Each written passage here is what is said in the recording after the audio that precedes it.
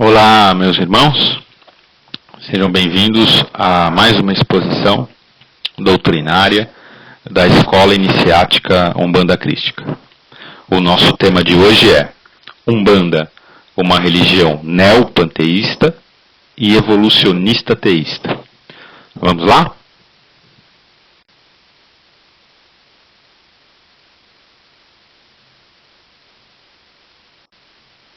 Bom, eu fiz um quadro tentando resumir de forma basicamente cronológica também os conceitos que a gente precisa aprender para chegar à conclusão que desejamos nesta exposição. Hoje vamos falar sobre o panteísmo, o politeísmo, o monoteísmo, o ateísmo e o neopanteísmo. Essa classificação filosófica e religiosa ela busca passar, né, dentro da relação homem e o imaterial, como que foi compreendido, percebido ao longo do tempo a questão de Deus, a questão espiritual, como explicação para tudo que cercava o homem primitivamente. Então, nesse sentido, né, o panteísmo foi o primeiro, né? A gente fala, o panteísmo é primitivo. Esse primitivo vem de primeiro. É o primeiro entendimento do homem com relação àquilo que ele não conseguia entender. Essencialmente, os fenômenos da natureza, né? Como explicar a chuva, como explicar o sol, a lua, o frio, o calor. Então, veio daí a crença num Deus natureza. Essa era a tônica principal do panteísmo. Tudo que existe é obra de Deus. Né? Há uma divinização dos elementos naturais, aos quais foram se atribuindo inclusive inteligências. Né? Esse conceito do panteísmo, né? O pan quer dizer tudo, marcou, né, as religiões xamânicas em geral, o druidismo, e existe ainda até hoje em religiões indígenas, né, silvícolas, tanto no Brasil como na América do Norte e em outros locais.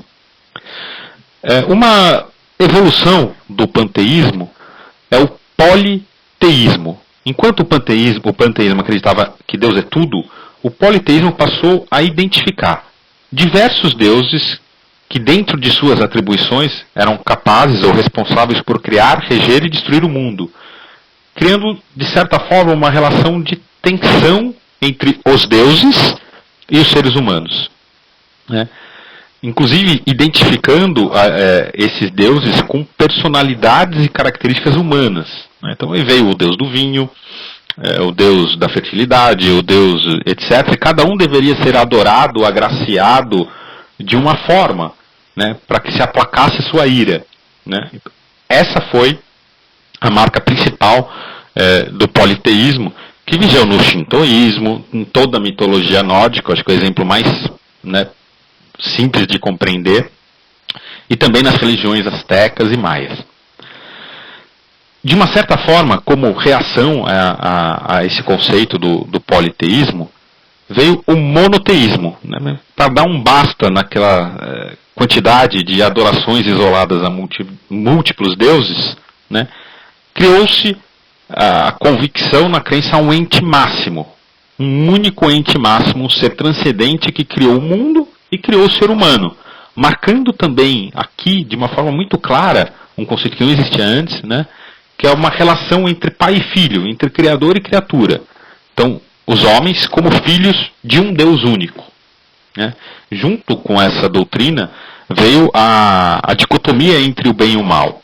Né. É necessário fazer o que Deus né, permite para estarmos ao lado do bem. E o mal será tentado, mas Deus nos protegerá. De uma maneira muito básica, esse é o conceito do monoteísmo, que está presente, acho que na maioria das religiões mais praticadas, né? Essencialmente o judaísmo, né? E o cristianismo, aqui entendendo o cristianismo católico principalmente, né? Mas em outras ramificações cristãs da mesma forma. Temos também o ateísmo, pouco compreendido, né? Que normalmente a gente fala, ateu é aquele que não acredita em nada. Quando do ponto de vista técnico, o ateísmo é não crê na existência de um Deus, como entidade suprema, central e criadora, mas crê num princípio primordial, né, não identificado, de onde emana alguma coisa que gera a vida, mas que não é identificado como um Deus. Né? Não há a crença de que ele é criador, né? Mas é que ele é um princípio primordial. Mas crê também, por outro lado, em evolução espiritual, crê em reencarnação, tem regras morais em religiões ateístas, e eu sempre gosto de destacar, dentre as religiões, né, ateístas, o budismo. Né? Embora não creia em Deus, nesse conceito de Deus monoteísta, né, é um sistema filosófico, né, um sistema até religioso, no caso do budismo, mas que tem conceitos morais muito bons, né, inclusive usados em outras doutrinas, inclusive na Umbanda. E para completar esse quadro, o neopanteísmo. Né?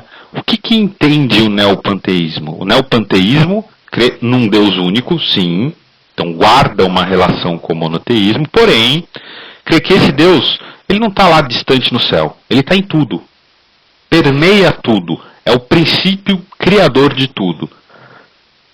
Até por isso, as religiões neopanteístas têm sempre a crença na reencarnação e na evolução do espírito. Né?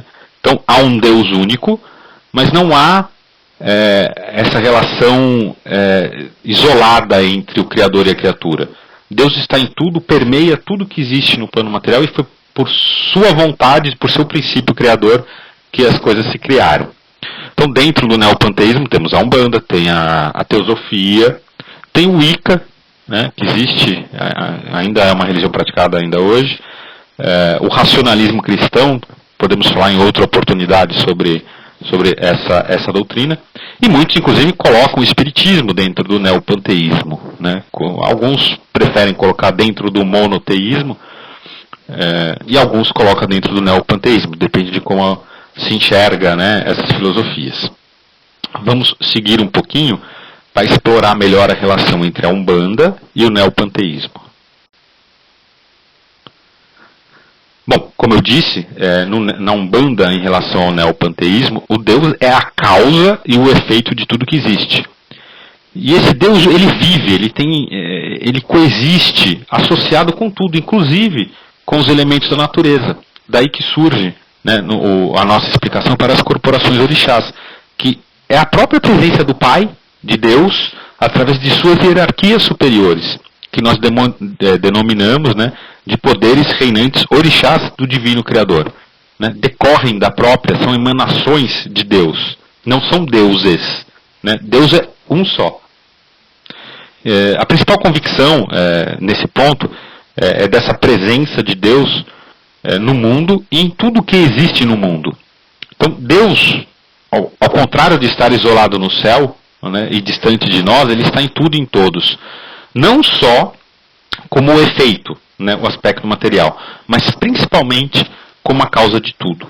E até por consequência, cremos em espíritos, óbvio, cremos na reencarnação, na comunicação espiritual, e procuramos manter a harmonia com a natureza, até porque entendemos, né, que ali na natureza também há Deus. Aquilo também foi criado e tem alguma emanação divina. Então, resumindo o assunto, meus amigos, a Umbanda, dentro dessa classificação religiosa, é entendida para nós como uma religião neopanteísta. E agora uma dúvida muito comum, né? Mas se a Umbanda crê num Deus único, e é verdade, por que não simplesmente dizer que a Umbanda é monoteísta? Bom, se o termo, né, monoteísmo significasse apenas, especificamente, a crença em um Deus único, bom, com certeza a gente poderia dizer que a Umbanda é monoteísta, uma vez que cremos na existência de um Deus único. Mas o monoteísmo, ele vai além disso, além da crença num Deus único. Há a crença nos dogmas. Né? Por exemplo, o dogma do final dos tempos, a restauração da ordem pela divindade, a briga entre o bem e o mal, né? Aspectos que não são integralmente aceitos pelo neopanteísmo. No monoteísmo também temos livros sagrados, né? Então tem lá o judaísmo, tem o cristianismo, tem o seu livro sagrado, a Bíblia, obviamente. No neopanteísmo, não se está preso a apenas um livro sagrado, né? Sim, em toda a doutrina filosófica e moral, que sem apego, né, a esses dogmas trazidos pelos livros sagrados. Lembrando de novo, né, que para o monoteísmo, Deus é o Pai que está no céu, né, que não está aqui junto, nem dentro de nós. Ao contrário do que nós cremos, né, que Deus é o Criador de tudo e de todos e que suas emanações estão por toda parte. Por isso que é o Pan, né? E neo porque é bem diferente daquela crença inicial neopanteísta que eu expliquei anteriormente, né? Como consequência até dessas questões, o monoteísmo tem um ritual litúrgico, né, restrito a templos, ao passo que a Umbanda e as demais religiões neopanteístas têm rituais que vão além do ambiente templário, né, adotando o vínculo do homem com a natureza. Então, a Umbanda é neopanteísta, mas nem por isso ela crê em existência de deuses, né? Vamos deixar isso claro. Deus é único, um só, que está conosco em toda parte, que suas emanações são percebidas em todas as coisas que existem no mundo e é o princípio impulsionador de tudo. Essa é a nossa crença, portanto, né, do ponto de vista técnico, né, de classificação científica, a Umbanda é uma religião neopanteísta. Vamos agora tentar desvendar aqui a última parte do título da exposição, que diz que a Umbanda é uma religião evolucionista teísta. Para isso, vamos precisar explicar um pouquinho do criacionismo. O criacionismo puro, né, religioso, o que ele entende basicamente? O homem foi criado por Deus. Não se busca nenhuma explicação científica da evolução das espécies ou de nada além disso, nem tanto com relação à criação do homem, como com relação à criação do mundo, né? Simplesmente o homem foi criado por Deus. Depois disso veio o criacionismo intermediário, que já sofreu uma influência da ciência. Mantém apenas a parte moral dos livros sagrados, né, essencialmente da Bíblia, né, e a parte divina da Bíblia que não entra em choque com a ciência. Então, já afasta, de uma certa forma, alguns pontos bíblicos quando eles entram em choque com a ciência oficial, né? Por exemplo, Adão e Eva, que teriam dado origem a toda a população do mundo. Bom, a ciência explica que não é possível que tenha sido exatamente desta forma, né? Então já passa a ter uma influência científica, afastando algumas partes, embora ainda creia, né, que foi Deus que criou, né?